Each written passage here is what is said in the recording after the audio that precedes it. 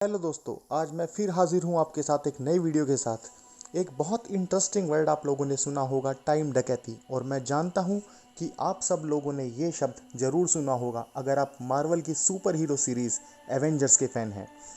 Time डकैती। क्या हुआ? चलो यार, अब गरीबों में मिठाई बंटवाओ। टाइम ट्रैवल का कॉन्सेप्ट बहुत अनरियल लगता है और ये इंसान की कल्पना ही माना जाता है, क्योंकि साइंटिफिकली ये अभी तक प्रूव नहीं हो पाया है कि टाइम ट्रैवल पॉसिबल है। और अभी तक ये साइंटिस्ट के लिए भी एक अनसुलझी पहेली है। हालांकि बहुत से जाने माने साइंटिस्ट के टाइम ट्रैवल की अलग अलग थ्योरी है और उनका विश्वास है कि कहीं किसी जरिए से टाइम ट्रैवल को संभव बनाया जा सकता है, जैसे कि एक वर्म होल जिसके दो बिंदुओं के द्वारा भूत और भविष्य काल में यात्रा की जा सकती है।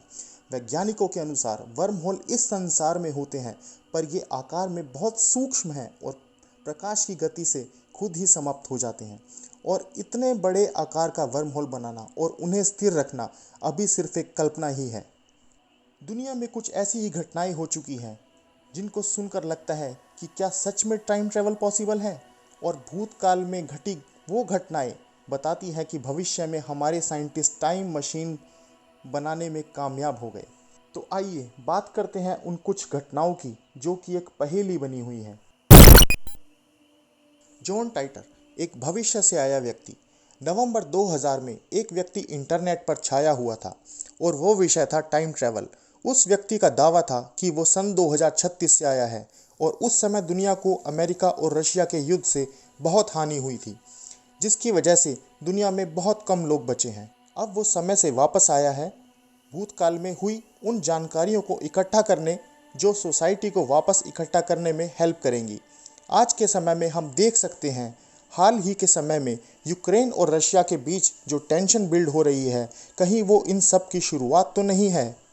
उस भविष्य से आए व्यक्ति ने स्पेसिफिकली IBM 5100 कंप्यूटर के लिए पूछा, जो कभी पब्लिक के लिए रिलीज ही नहीं हुआ था।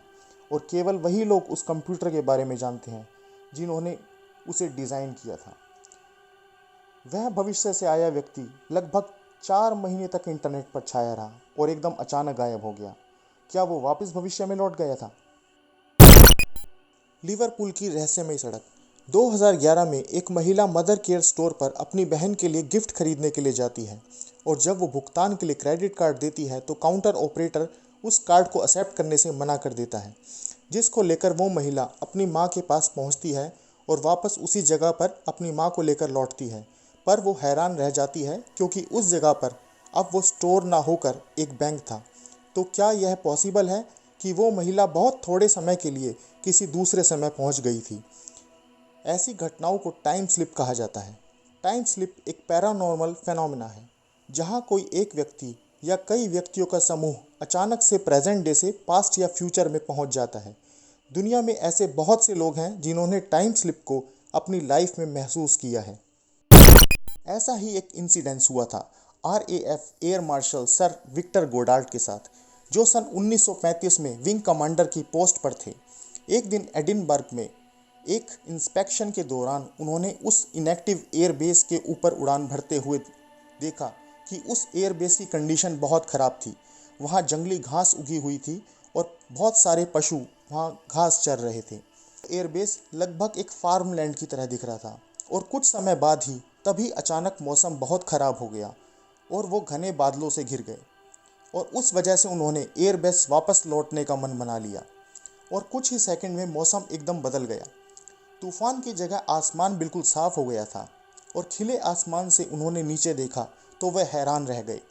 नीचे उस इनएक्टिव एयरबेस की जगह पूरी तरह ऑपरेशनल एयरबेस था, जहां कुछ मैकेनिक्स वहां खड़े पीले रंग के प्लेन्स पर काम कर रहे थे।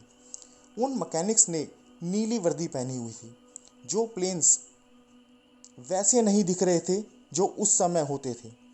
और उस ज़माने में मैकेनिक्स खाकी यूनिफॉर्म पहनते थे, ना कि नीली। और उन प्लेन्स पर जो लिखा हुआ था वो सिल्वर रंग से लिखा था, ना कि पीले रंग से, जो कि उस टाइम एक नॉर्म था।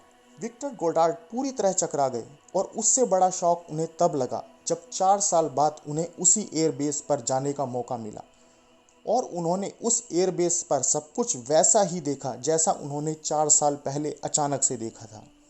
ये उनके लिए पूरी तरह से डीजा वू मोमेंट था। उन्होंने वही नीली वर्दी में मैकेनिक्स और उन प्लेन्स को देखा जिन्हें वो 4 साल पहले पहचान नहीं पाए थे। क्या सर गोडार्ड 4 साल पहले अचानक से फ्यूचर में चले गए थे? टॉरेट देश से आया व्यक्ति। ये अजीब घटना आज तक अनसुलझी पहेली है। 1954 की गर्मियों में टोक्यो एयरपोर्ट पर एक दाढ़ी वाला व्यक्ति उतरता है जो कि देखने में यूरोपियन लग रहा था, जिसको फ्रेंच समझा जा रहा था, पर वो कई भाषाएं बहुत ही फ्लुएंटली बोल रहा था। जब जापानीज इमिग्रेशन अथॉरिटी ने उसके पासपोर्ट को चेक किया तो वह बिल्कुल सही लग रहा था और जिस पर इशू करने वाली कंट्री का नाम लिखा था टॉरेट, जो देश कभी एग्जिस्ट ही नहीं करता था। पूछताछ करने पर उस आदमी ने अथॉरिटी को बहुत समझाने की कोशिश करी, पर ऑफिसर मान ही नहीं सकते थे और फिर उस आदमी को वर्ल्ड मैप दिखाकर जगह को नक्शे में दिखाने के लिए कहा गया। उस व्यक्ति ने उस जगह को फ्रांस और स्पेन के बीच में होने की बात कही और वो जगह 1000 साल से भी पुरानी है, यह उस व्यक्ति का दावा था। यह वही जगह थी जहां प्रेजेंट डे में एंडोरा स्थित है। उस समय वह व्यक्ति बहुत ही कंफ्यूज दिख रहा था कि अथॉरिटीज़ उस जगह को एंडोरा क्यों बता रही है, जबकि उस जगह का नाम उसके अनुसार टॉरेट होना था।